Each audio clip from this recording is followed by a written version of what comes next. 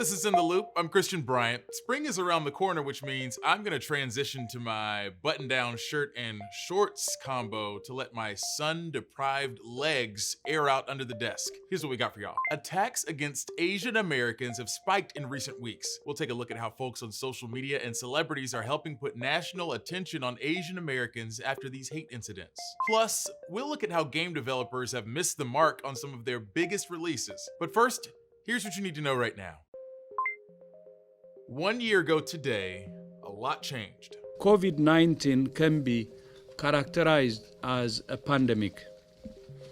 Pandemic is not a word to use lightly or carelessly. That's when the virus was officially declared a pandemic. There were other escalating signs of severity throughout the day. Earlier that morning, 1 year ago, Dr. Fauci said this to Congress. It is 10 times more lethal than the seasonal flu. I think that's something that people can get their arms around and understand. Then it got real for the sports world. That day, the Golden State Warriors said they would play their next game without fans after the San Francisco mayor implemented a gathering limit of, get this, 1,000 people. By the end of that day, March 11th, 2020, the NBA would suspend the season for the foreseeable future. And of course, the next few days after that only got scarier. There's been a lot of loss over the last year. 1 in 5 Americans say they lost a close friend or family member to the coronavirus, according to a new AP poll. Obviously, we aren't out of the pandemic yet, but we have made a lot of progress. Today, the US has 3 approved vaccines working against COVID-19, and roughly 2 million Americans are getting vaccinated a day. That number is expected to go up even more now that Johnson & Johnson has entered the game and more vaccination sites are opening up. Some experts think we could reach herd immunity by the summer, but for now, health leaders are asking the public to keep their guard and their masks up. President Biden is making his first primetime address tonight and is expected to have a similar message: remain vigilant despite virus fatigue. Just remember, this show goes on the air before his speech, so I said it first.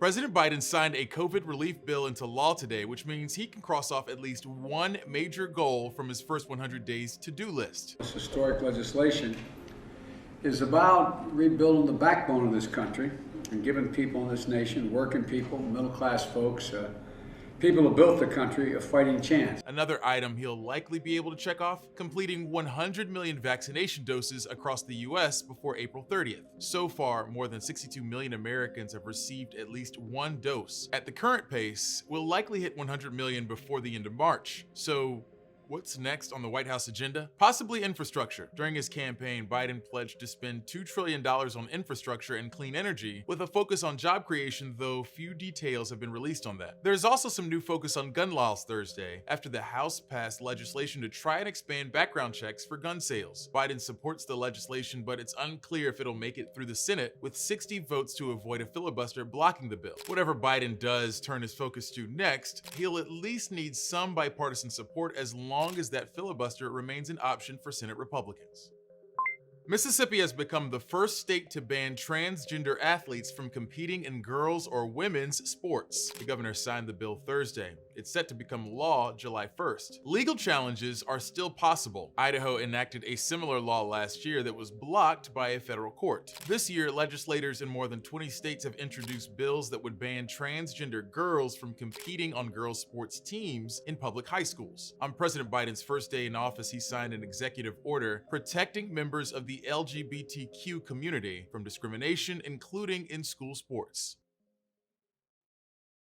There's been a surge of attacks against Asian Americans at least since the start of the pandemic. Within that surge, there's been a recent spate of attacks prompting national attention. Newsy's Austin Kim tells us how social media, celebrity support, and a determined younger generation are helping to put Asian Americans in the spotlight at a critical moment.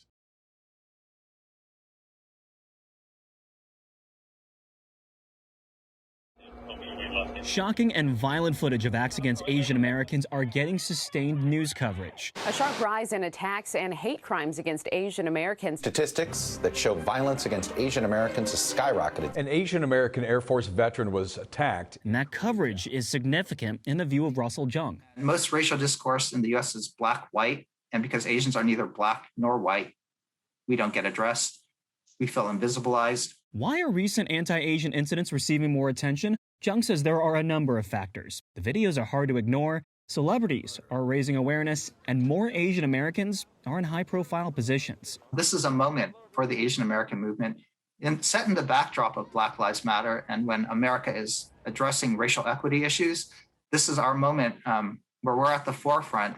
Younger Asian Americans are also taking an active role, according to Yoon Pak from the University of Illinois at Urbana-Champaign. It could be a large part with the growth of social media. Folks are really in there and testing each other and really checking each other on the kinds of biases and violence that they also witness. That's notable because some Asian American parents may have told their kids not to rock the boat or bring too much attention to yourself, even in the face of discrimination. I was just talking about this with my parents the other day, that they realize now that that was an act of self-preservation, but maybe not the best solution. And I think one thing that I inherited from that experience is a commitment to make sure I am educating the next generation of Asian Americans to speak up, to organize, to talk to other community members, to find courage. Those who study these issues closely say it's also important to recognize those who may be too afraid to come forward. There could be a language barrier, or some may be wary of engaging with law enforcement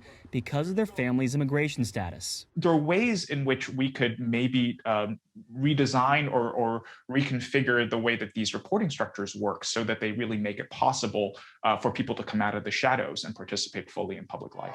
To be clear, Asian Americans have been organizing movements for years, drawing attention to the same issues we're seeing today. But organizers hope this current wave of activism can take forms beyond a march or a rally. So a teacher incorporating a curriculum that students had never even seen a picture of themselves. So representation of that sort, I would call that a form of activism. What I think this pandemic is illuminating is the need for there to be real government institutions and community institutions to help Asian Americans have a seat at the table and get the resources they need. Austin Kim, Newsy, Chicago. When you're back, we're going to hit our invisible nitrous boost and haul ass through gaming headlines in Next Level Speedrun.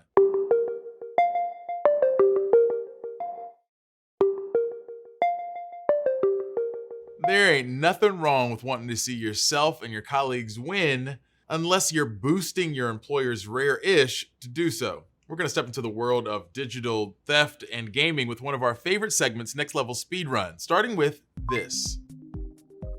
A few workers at EA Sports reportedly have a pretty good grift going, selling the company's rare digital items on the side. EA Sports is investigating reports that employees are selling rare digital cards in the popular soccer game FIFA 2021. Anecdotally, social media posts show some of these cards going for upwards of $1,000. The cards are a part of FIFA's Ultimate Team mode, which has players buy packs of cards with real money to build a custom team of digital players. Users can spend thousands of dollars hunting for the rarest of these cards. Having an employee cut out the middleman undermines the whole operation. Obviously, selling your company's products on the side for personal gain is deeply unethical. But if any of you watching want to buy tomorrow's headlines today, DM me and let's talk. Aging millennials rejoice. We're finally getting another Teenage Mutant Ninja Turtles beat-em-up game. A French video game developer just announced Teenage Mutant Ninja Turtles Shredder's Revenge, a side-scrolling brawler for up to 4 players. The studio working on this has some of the talent that made the well-liked Scott Pilgrim game, which used a similar formula. The new TMNT game is a pretty clear throwback to the old arcade games like Turtles in Time, which was a staple of coin-operated arcades in the 90s. Remember those? There have been a few attempts at a newer Ninja Turtles game since then, but they haven't quite stuck the landing. There's no release date for the project yet, but we do know Bebop and Rocksteady will make an appearance, so I'm sold. Today in digital nightmare fuel, fans of an online game had all of their progress erased after a server room caught fire. 25 servers hosting sessions of the game Rust were destroyed after a data center in Strasbourg, France burned down.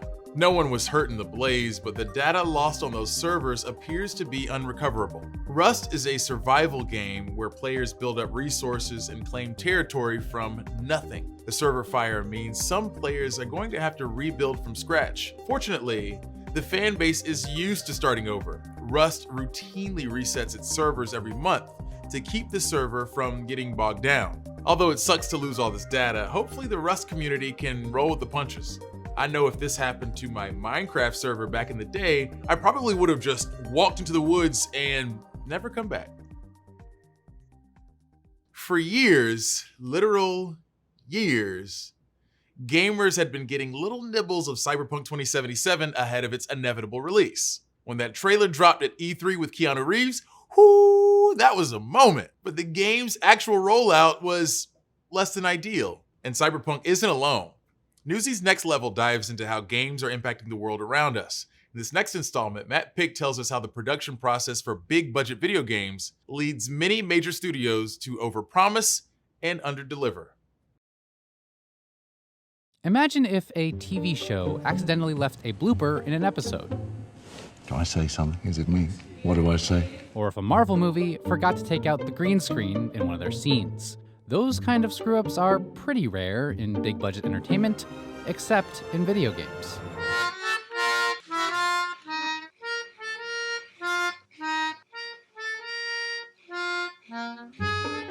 From Cyberpunk 2077 to Fallout 76 to No Man's Sky, gaming's history is littered with high-profile titles that flopped on release, burning their hundreds of thousands of day one customers.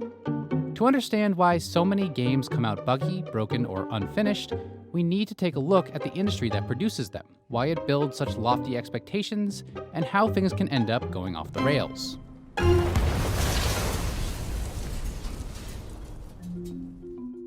Video games come in all sizes, but the massive blockbuster games we're talking about usually fall under the designation of AAA development. These are the most expensive, most stunning games the industry can make, all of which requires a ton of effort. Sometimes people say, oh, it's easy, you just drag and drop things into a scene and then it's all magical, when there's really so much more that goes into it. Renee Gittins is the executive director of the International Game Developers Association, a nonprofit that advocates for game developers around the world. Every single button click is designed. Each instance of those interactions has sound effects and art and animations and planning and code behind it. So games themselves are very, very expansive. Making a AAA game often means pushing gaming technology to its limits, with expansive virtual worlds, stunning visual fidelity, and complex artificial intelligence systems, all while allowing an unpredictable player to bounce around in it like a chaos gremlin. It can take years of work and many millions of dollars. And that kind of investment makes a strong marketing push a must, helping ensure game makers recover those heavy costs. But games run into trouble when their marketing promises a game that the developers can't deliver. What we're trying to do is make an entire universe generated by the computer, and then we're going to set people loose in it. Sky-high expectations can easily sink a game's launch. 2016 released No Man's Sky was a fine game in its own right, but it fell flat at launch because it couldn't live up to the wildly ambitious expectations generated by fans and the game's marketing. It's got trading, fighting, exploring, survival, and it's a huge game. Still, that doesn't account for games like Cyberpunk, which ship with glitches and bugs galore. Those kind of problems are unique from game to game, but they do have a common root cause in a game's production process. Big budget games are a huge risk. You're putting in millions of dollars, you're putting in hundreds of person hours in time, and you're never really sure if the game's going to be a success or not. Amanda Cody at the University of Oregon recently published a paper studying crunch, a semi-mandatory period of grueling overtime game developers go through to finish a game before its release. Game production can be unpredictable, and developers often end up crunching for months to catch up on deadlines or fix unexpected problems. Worse, some studios rely on crunch to make up for planning or budgeting shortfalls elsewhere in the project. It's easy to understand why people feel like they have to rely on tactics like crunch, why they have to finish and release a game no matter what. But doing so before a game's ready can sink an otherwise potentially excellent product. Crunch culture has deep roots in the industry, including at award-winning studios like Naughty Dog and Rockstar. But the practice has a lot of downsides, burning out developers and leading to mistakes. There's a lot of research on how overwork makes it impossible for you to catch small things like bugs, or how at a certain point of overtime, you actually start introducing more problems than you're solving. So crunch can lead to these really buggy, disappointing games. Right now, there's not much incentive to change the way games are made. Half-baked or not, blockbuster titles usually still bring in massive sales. And post-launch work can give games new life beyond their ship date. Several games, judged dead on arrival at release, have made astonishing comebacks. But as AAA games grow bigger, the game production process is coming under more scrutiny, and every big-budget flop shines a spotlight on the way games are made and what might need to change. I think we have an increased recognition that that's the case, and that it's better to allow developers more flexibility in their schedules if that gives them the time to make the product really good.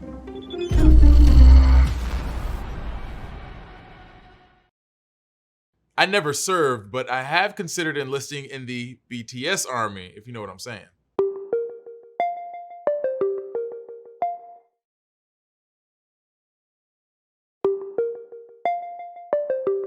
Grammy nominations are sure to piss somebody off every year. I actually look forward to fuming over the snubs, but there's always something that piques my interest in a good way, like BTS becoming the first K-pop group to get a nomination. Newsy's Casey Mendoza breaks down the global success of K-pop and how BTS got there.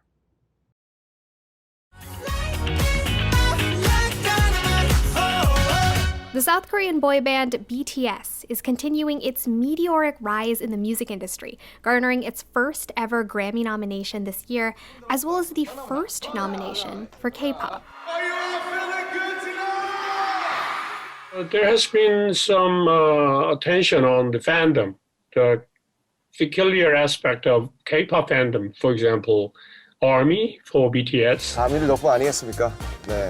Other recent milestones of BTS includes its 2020 single Life Goes On, which became the first non-English song to debut at #1 of the Billboard Hot 100. That year, Time also named the group its 2020 Entertainer of the Year. But BTS and K-pop didn't come out of nowhere. K-pop has been steadily growing its global presence, dubbed Hallyu, or the Korean Wave by followers. And other groups to pave the way for BTS include the Wonder Girls, Twice, Big Bang, and Psy.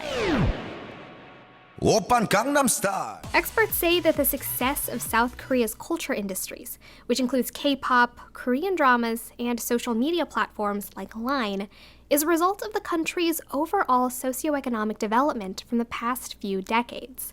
My view was that all these things came into one grand picture together. Casey Mendoza, Newsy, Chicago. If you haven't done so already, feel free to reach out to us on Twitter using the hashtag #NewsyInTheLoop. It's a way to check out some of the original segments from our shows and profess your love for ITL if you're into that kind of thing.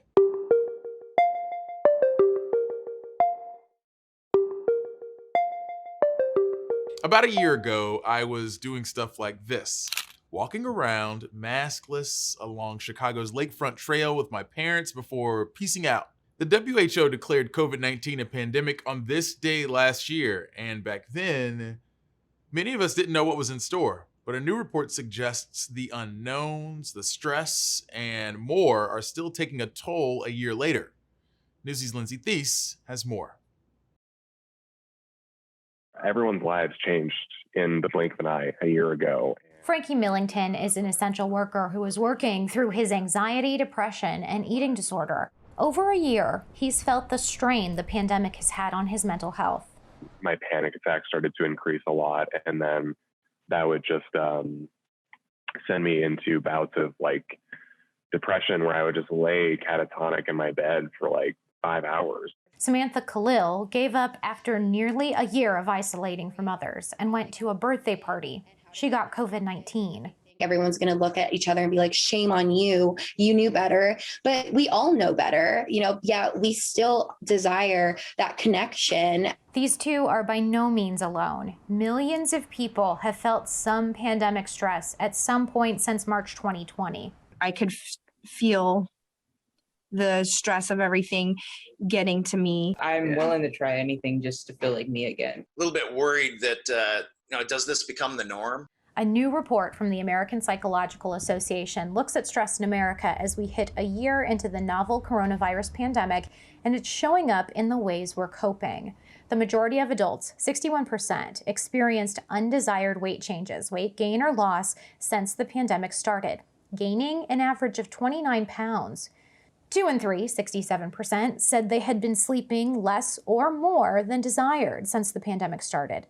And nearly 1 in 4 adults, 23%, reported drinking more alcohol to cope with their stress. The advice just isn't getting through, and people have reached this moment of fatigue where they really have lost that ability to identify what's stressful for them and how to manage it in a more appropriate way. Vale Wright with the American Psychological Association says the groups reporting some of the highest levels of problematic coping are those that are already really vulnerable. Essential workers, including frontline workers, parents, as I mentioned, with children under the age of 18, young adults, as well as individuals from communities of color. We also need to think about the long-term impacts of the pandemic on not only the mental health of kids, but also in terms of their social and emotional development. Experts say people without stable housing, access to food, or money for their bills will suffer mentally without systemic help, but that it more or less comes down to getting people therapies in places where they need them, like school, work, churches.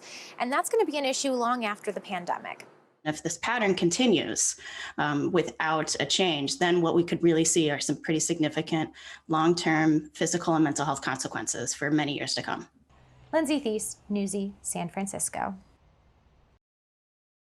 That's it for us, gang. As always, thanks for watching. We'll be back for more in the loop next week, same time, same place. Top stories from Newsy are headed your way right now.